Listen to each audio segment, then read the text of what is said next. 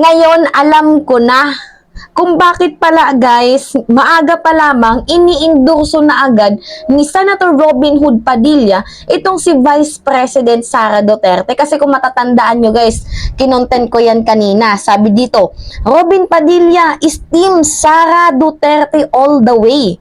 Tunay na magdadala ng pagbabago. Kaya niya pala guys inindurso agad-agad, maaga pa lamang itong si Vice President Sara Duterte kasi pagdating ho ng presidential election sa 2028 ay tatakbo ho itong si Robin Padilla bilang isang vice presidente ni Sara Duterte. Abay, ang taas naman ng pangarap nito ni Utol kong Hudlom. So, meron isang nakapanood ng video ko at may sinend siya sa akin na message. Basahin natin Hindi, i-blur ko na lang yung mukha niya, pati yung names niya. Sabi niya, Mima, napanood ko yung video mo kay Robin na sinasabi niyang tunay na pag-asa ng bayan si Sara Mau. Alam mo ba, Mima, may naririnig ako na may balak mag-vice presidente si Robin. Kasi sabi niya naman daw, number 1 siya sa senator, ibig sabihin, kailangan siya ng bayan. See? Kaya pala dikit ng dikit itong putragis na to, itong si Robin Hood Padilla kay Vice President Sara Duterte at lahat ng foreign policy ni Mau Diggs, ni dating Pangulong Rodrigo Roa Duterte ay hindi niya mabitaw-bitawan. Dahil nga pala may balak.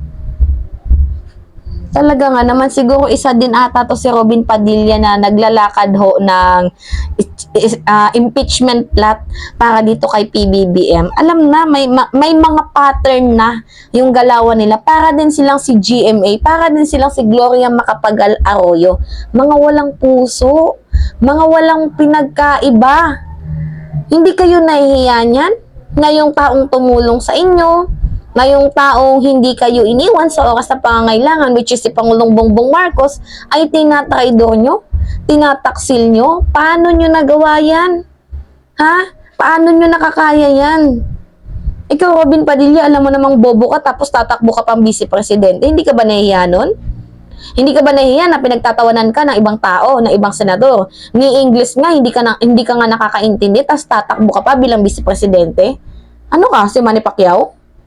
Well, kung si Manny Pacquiao nga, sa bagay, si Manny Pacquiao nakasurvive sa Senado, kahit hindi marunong mag-English, pero uugok-ugok.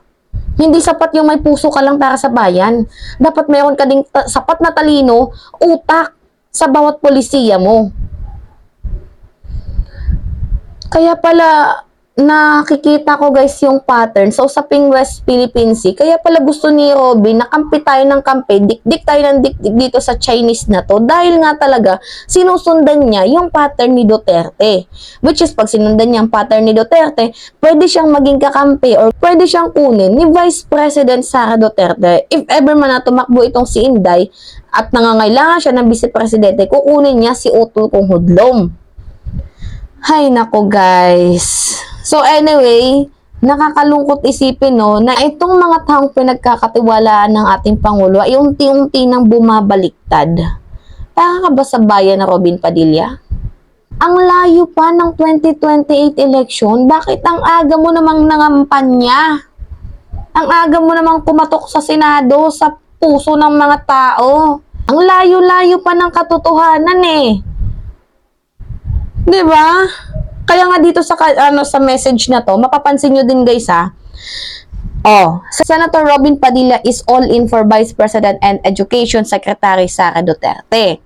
So Robin expressed confidence that the Vice President is the real deal when it comes to bringing genuine change to the country.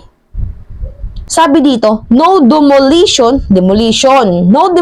job. Sino ba nagsulat itong article na to? No demolition job by opposition forces could smear the Vice President na reputation and derail the bagong Pilipinas agenda.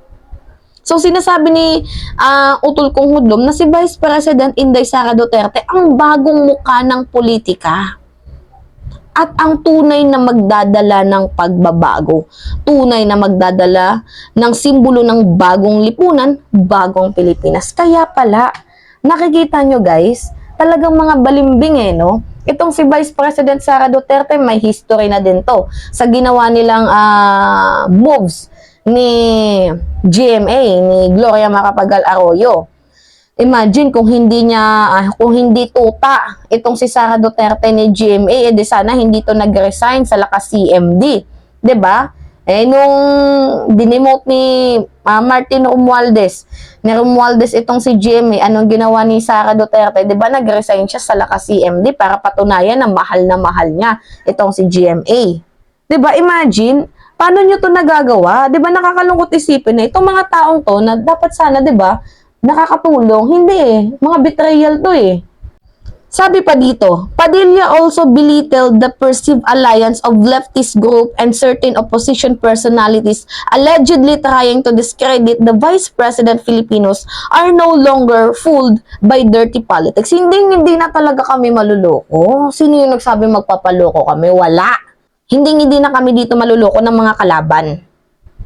Yung mga nagpapanggap na makatao, hindi na kami papaloko dito sa inyo, mga galawan nyo. Isa ka pa, Robin, dirty politics, usapang dirty politics Di ba sinasabi mo makipilipino ka? Di ba? Makabansa ka. Lagi ka pang nagsusuot ng barong. Di ba? So ngayon, kung totoong makapilipino ka, makapili ka, bakit hindi ka nagagalit sa ginagawa ng China? Kung totoong makapilipino ka. Di ba? Himugpwet ka sa nitong mga Chinese na to.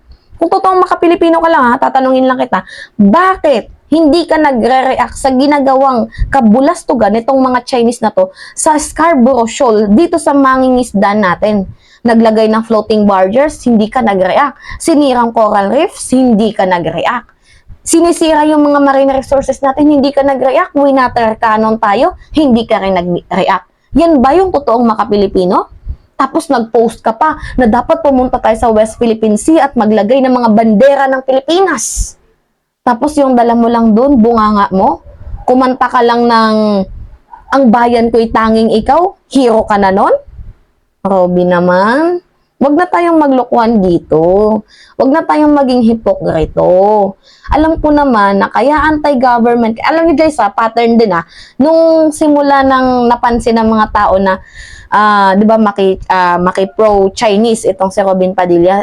Question to ng mga tao si Robin Padilla na sinasabi na makapilipino ka tapos yung kilos mo hindi pang Pilipino. Dito ka sa alyansa ng mga Chinese. Kaya nga naglabas ko ng statement itong si Robin Padilla na sinasabi niya na true statesman, ganyan-ganyan. Nasabi mo yung true statesman kung talagang sinusuportahan mo. Hindi naman Kaloka tong na to, baklang to.